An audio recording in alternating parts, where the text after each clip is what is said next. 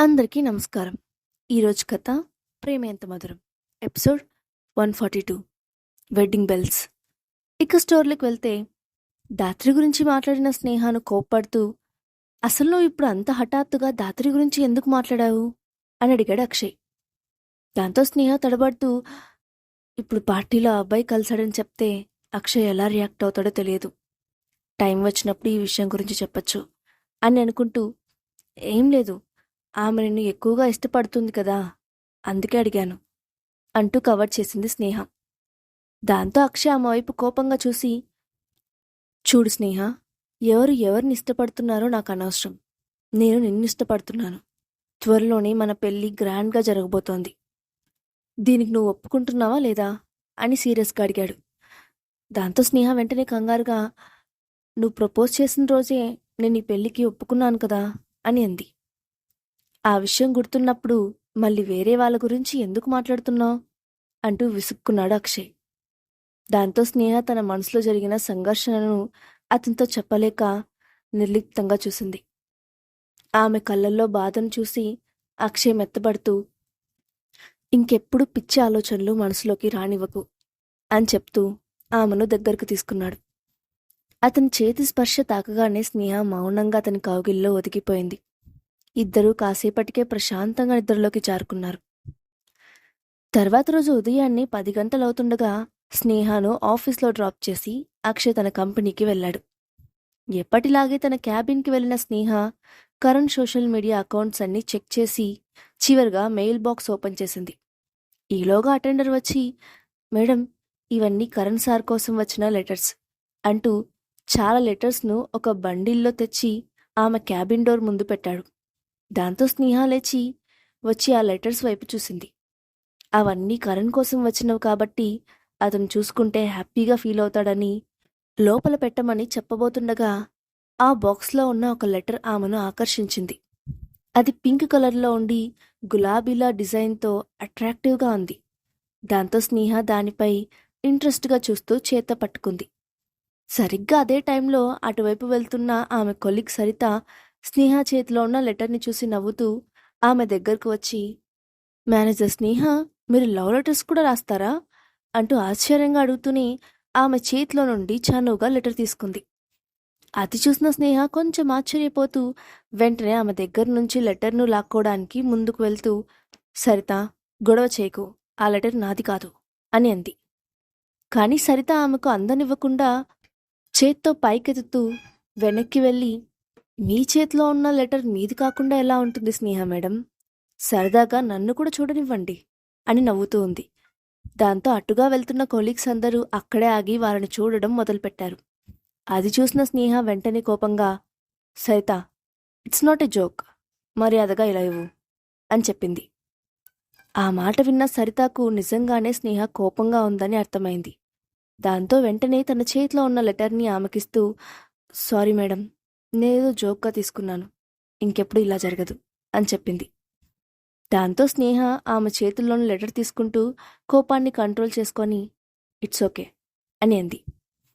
ఇంతలో అటుగా వచ్చిన కమల్ స్నేహ చేతిలోని పింక్ కలర్ లెటర్ని చూశాడు. దాంతో అతనికి అక్కడేదో ఇంట్రెస్టింగ్గా విషయం జరుగుతూ ఉందని అనిపించింది. స్నేహ ముఖంలో కోపాన్ని చూస్తూ ఉంటే ఖచ్చితంగా అది ఆమె లెటర్ అయ్యుంటుందని, స్నేహ కంపెనీలో ఎవరితోనో అఫైర్ పెట్టుకుందని అనుకున్నాడు. అంతలోనే మనసులో ప్లాన్ చేస్తూ ఈ విషయం రజనీష్కి తెలిస్తే అతను స్నేహను ఖచ్చితంగా అసహ్యించుకుంటాడని అనుకుంటూ వెంటనే స్నేహ దగ్గరికి వెళ్ళి ఆమె చేతిలోని లెటర్ను హఠాత్తుగా లాక్కున్నాడు. స్నేహ రియాక్ట్ అయ్యేలోపే దాన్ని ఓపెన్ చేసి చదివేశాడు. వెంటనే అతని నోరు ఆశ్చర్యంగా తెరుచుకుంది. ఆమె వైపు అసహ్యంగా చూస్తూ, "మేనేజర్ స్నేహ, మీరు ఇలాంటి లవ్ లెటర్స్ కూడా రాస్తూ ఉంటారా?" అని అడిగాడు.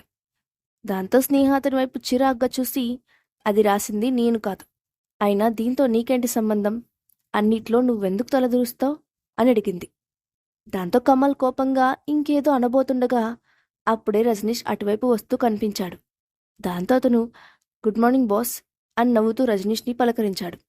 కానీ రజనీష్ అతని చేతిలోని లెటర్ని చూసి ఆశ్చర్యపోతూ, "ఇదేంటి?" అని అడిగాడు. దాంతో కమల్ ఉత్సాహంగా, "బాస్, ఈ లెటర్ మన మేనేజర్ స్నేహ ఎవరికో రాసింది. నేను కరెక్ట్ టైంకి చూసి పట్టుకున్నాను అంటూ గర్వంగా చెప్పాడు. రజనీష్ వెంటనే స్నేహ ముఖం వైపు చూశాడు. ఆమె ఏం సమాధానం చెప్పకుండా అతన్ని చూసింది.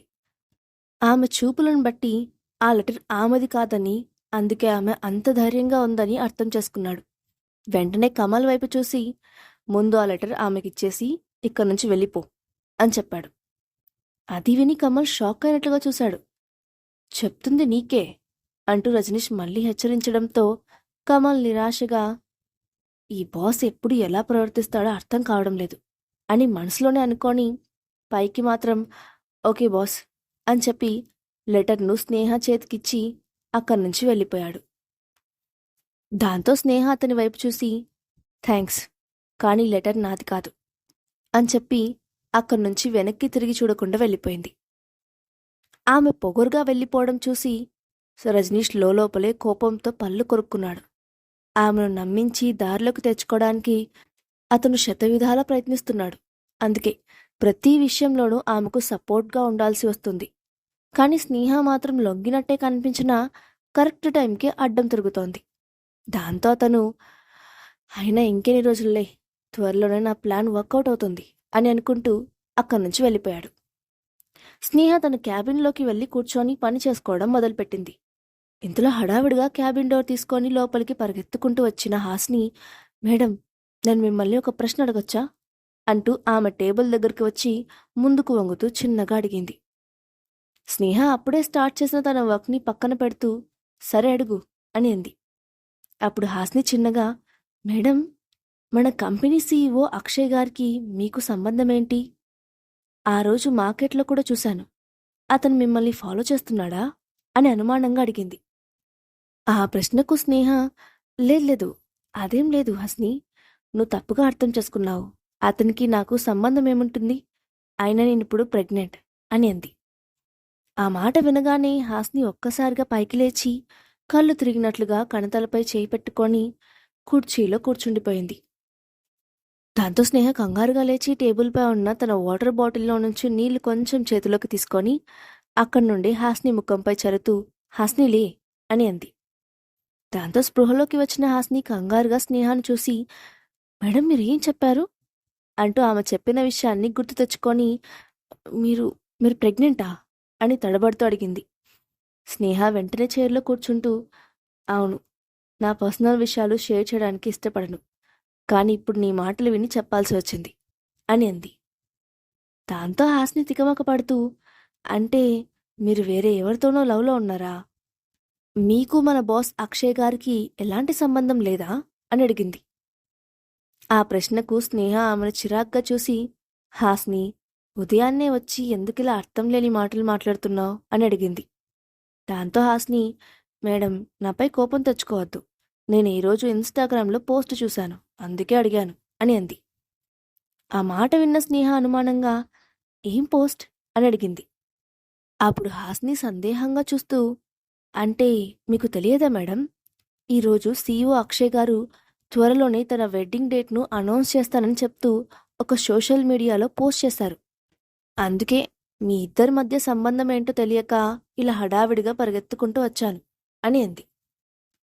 స్నేహ వెంటనే అయోమయంగా, నిజంగా నాకు తెలియదు, ఏ మీడియాలో పోస్ట్ చేశారు, ఎక్కడుంది అని హడావిడిగా అడిగింది.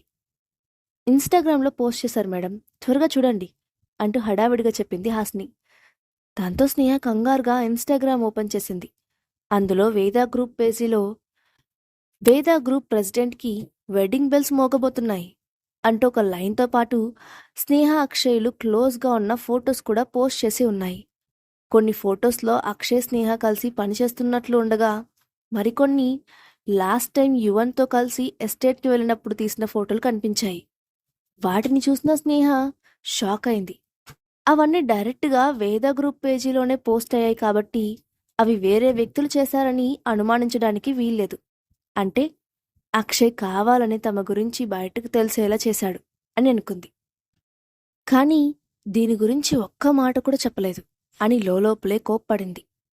స్నేహ ముఖంలో ఎక్స్ప్రెషన్స్ చూసి హాస్ని ఇంకా అక్కడే ఉండే ధైర్యం చేయలేదు. దాంతో ఏం మాట్లాడకుండా మెల్లగా క్యాబిన్ నుంచి బయటకు వెళ్ళిపోయింది. అక్షయ్ తమ మధ్య సంబంధాన్ని ప్రపంచానికి తెలిసేలా చేయడం గురించి స్నేహకు సంతోషంగా అనిపించినా అవి మరీ ఇంత పబ్లిక్గా ఉండకుండా ఉంటే బాగుండేది అనుకుంది. అందుకే త్వరగా ఆ పోస్టింగ్స్ని సోషల్ మీడియా నుంచి తీసేస్తే బెటర్ అని ఆలోచించింది స్నేహ. వాటిని రిమూవ్ చేయడానికి కేవలం అక్షయ్కి మాత్రమే రైట్ ఉంటుంది కాబట్టి వెంటనే అక్షయ్ దగ్గరకు వెళ్లాలని నిర్ణయించుకుంది. హడావిడిగా బయటకు వచ్చి క్యాబ్ తీసుకొని అక్షయ్ ఆఫీస్కి బయలుదేరింది. దారిలో వెళ్తున్నంతసేపు అక్షయ్ ఎందుకు ఇలాంటి నిర్ణయం తీసుకున్నాడని ఆమె ఆలోచిస్తూనే ఉంది. నిన్న రాత్రి నేను అడిగిన ప్రశ్నల గురించి అక్షయ్ ఫీల్ అయ్యాడా? అందుకే నేను అతనికి సరిపోతాననే విషయాన్ని పబ్లిక్గా చెప్పాలనుకుంటున్నాడా? లేదా అతని మనసులో ఇంకేదైనా ఉందా అనుకుంటూ ఉంది. కాసేపటికి అక్షయ్ ఆఫీస్కి వచ్చిన స్నేహ నేరుగా తన క్యాబిన్ వైపు వెళ్ళింది. ఆమె లోపలికి వెళ్ళగానే అప్పటికే సోషల్ మీడియా ఎఫెక్ట్ మొత్తం ఆమెకు క్లియర్గా అర్థమైపోయింది. ఆఫీస్లో ఉన్న ఎంప్లాయీస్ అందరూ గుచ్చి చూడడం మొదలుపెట్టారు. తమ బాస్ ప్రైవేట్ విషయాలను ఎప్పుడూ సోషల్ మీడియాలో పోస్ట్ చేయడు. అలాంటిది ఇంత హఠాత్తుగా ప్రైవేట్ ఫొటోస్తో పాటు వెడ్డింగ్ కూడా జరగబోతోందని అనౌన్స్ చేయడంతో అందరూ ఆమె అదృష్టానికి అసూయపడుతున్నారు.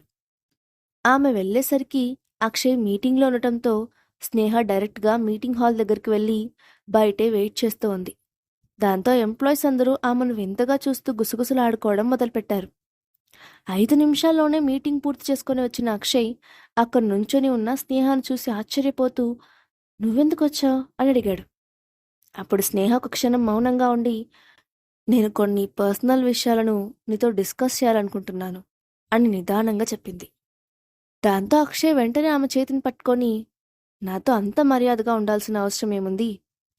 ముందు నువ్వేం తెలుసుకోవాలనుకుంటున్నావో డైరెక్ట్గా అడుగు స్నేహ" అంటూ మృదువుగా చెప్పాడు. అతను ఆఫీస్ కార్డర్లోని అందరి ముందు ఆమెతో ప్రేమగా మాట్లాడుతూ ఉండడంతో స్నేహకు ఒక్క క్షణం పాటు ఏం సమాధానం చెప్పాలో అర్థం కాలేదు. అందరూ తమ వైపే చూస్తున్నారని, తమ గురించి గాసిప్స్ చేస్తున్నారని అక్షయ్ కూడా తెలుసు. అయినా కూడా అందరి ముందే ఆమెను ధైర్యంగా యాక్సెప్ట్ చేస్తున్నాడు. ఆ విషయం అర్థం చేసుకున్న స్నేహ మనసు అతనిపై ఆరాధనతో, గౌరవంతో నిండిపోయింది. దాంతో కోపంగా అతన్ని అడగాలని వచ్చిన ప్రశ్నలన్నీ మర్చిపోయి నిస్సహాయంగా అతని వైపే చూస్తూ ఉండిపోయింది. ఆమె పరిస్థితిని అర్థం చేసుకున్న అక్షయ్ వెంటనే "స్నేహ, నువ్వు దేని గురించి ఆలోచించాల్సిన అవసరం లేదు. నేనేం చేస్తున్నానో నాకు బాగా తెలుసు. నువ్వు కంగారు పడకు. త్వరలోనే మన ఇద్దరి వెడ్డింగ్ గ్రాండ్గా జరగబోతోంది. నువ్వు నా మనిషివని త్వరలోనే అందరికీ తెలిసేలా చేస్తాను. ఆ తర్వాత నిన్ను బాధ పెట్టడానికి ఎవ్వరూ డేర్ కూడా చేయలేరు" అని అన్నాడు. అతని ప్రేమకు స్నేహ కళ్ళల్లో నీళ్లు రాలాయి. దాంతో ఆమె కన్నీటిని తుడుచుకొని అతని వైపు చూసి ప్రేమగా నవ్వి "నేనింక బయలుదేరుతాను" అని చెప్పి వెంటనే అక్కడి నుంచి కిందకు దిగింది. మళ్ళీ తన ఆఫీస్కి బయలుదేరిన స్నేహ క్యాబ్లో కూర్చొని ఆలోచిస్తూ జరిగిందంతా కలలా ఉంది. హఠాత్తుగా అక్షయ్ పెళ్లి గురించి అనౌన్స్ చేయడం, అందరి ముందు తనకు ప్రేమను పంచడం, ఇలాంటి విషయాలన్నీ ఆలోచిస్తూ ఆమె ఎమోషనల్ అవ్వకుండా ఉండలేకపోయింది. అతని మాటలు చూస్తే వేద ఫ్యామిలీలో ఎవరు అడ్డుకున్నా అక్షయ్ తన వైపే ఉంటాడని ఆమెకు అర్థమైంది. మనసంతా ఆనందంతో నిండిపోగా స్నేహ సంతోషంగా తన క్యాబిన్ వైపు వచ్చింది. కానీ అప్పటికే తన ఆఫీస్లో వాళ్ళకు కూడా సోషల్ మీడియాలో జరుగుతున్నది తెలిసిపోవడంతో ఎక్కడ చూసినా గుంపులు గుంపులుగా చేరి ఆమె గురించే మాట్లాడుతూ ఉన్నారు. అదే సమయంలో స్నేహ ఆఫీస్లో అడుగుపెట్టడంతో వాళ్ళంతా సైలెంట్ అయిపోయి నిశ్శబ్దంగా ఆమె వైపు చూశారు. అయినా స్నేహ ఇప్పుడు వాళ్ళ గురించి పట్టించుకోలేదు. అక్షయ్ తన వైపు ఉన్నప్పుడు ఇక ఎవ్వరి గురించి ఆలోచించాల్సిన అవసరం లేదని ఆమె అనుకుంది. క్యాబిన్లోకి వచ్చిన స్నేహ సోఫాలో కూర్చొని తేలిగ్గా ఊపిరి పీల్చుకుంది. మరోవైపు స్నేహ గురించిన గాసిప్స్తో ఆఫీస్ మొత్తం నిండిపోయింది. విషయం తెలుసుకున్న కమల్ కంగారుగా పరిగెత్తుకుంటూ రజనీష్ దగ్గరకు వెళ్ళాడు. అప్పటికే రజనీష్ విషయం తెలుసుకొని నిరాశగా కూర్చున్నాడు. అది చూసిన కమల్ "బాస్, మనం ఇప్పుడు ఏం చేయాలి?" అని అడిగాడు. కానీ రజనీష్ ఇంకా షాక్లోనే ఉండడంతో అతను వెంటనే రియాక్ట్ అవ్వలేదు. ఆమె కేవలం అక్షయ్తో ఉంటుందని అనుకున్నాడు. కానీ విషయం అప్పుడే పెళ్లి అనౌన్స్ చేసే వరకు వస్తుందని రజనీష్ ఊహించలేకపోయాడు. దాంతో అతను చిరాగ్గా టేబుల్పై ఉన్న పేపర్స్ని విసిరి కమల్ ముఖాన్ని కొడుతూ "ముందిక్కడి నుంచి వెళ్ళిపో. నాకు చిరాగ్గా ఉంది. నేనిప్పుడు ఎవరిని చూడాలని అనుకోవట్లేదు" అంటూ అరిచాడు రజనీష్. అతని కోపం చూస్తున్న కమల్ భయంతో వణికిపోయాడు. దాంతో మరో మాట మాట్లాడే ధైర్యం చేయకుండా అక్కడి నుంచి హడావిడిగా బయటకు వెళ్ళిపోయాడు. నిజానికి రజనీష్ ఆ రోజు అక్షయ్ స్నేహ ఇద్దరిని కారులో ఫాలో అయినా కూడా వాళ్ళిద్దరూ ఒకే ఇంట్లో ఉంటున్నారని కనిపెట్టలేకపోయాడు. దాంతో మెల్లగా ఒక్కో విషయం తెలుసుకొని ప్లాన్ చేయాలని అనుకున్నాడు. కానీ ఇంతలోనే అక్షయ్ ఇలాంటి పని చేస్తాడని అతను ఎక్స్పెక్ట్ చేయలేదు. అన్నీ చాలా ఫాస్ట్గా జరిగిపోయినట్లు అనిపించింది. దాంతో అతను ఇప్పుడు ఎలాగైనా ఈ పెళ్లిని ఆపి తీరాలని అనుకున్నాడు.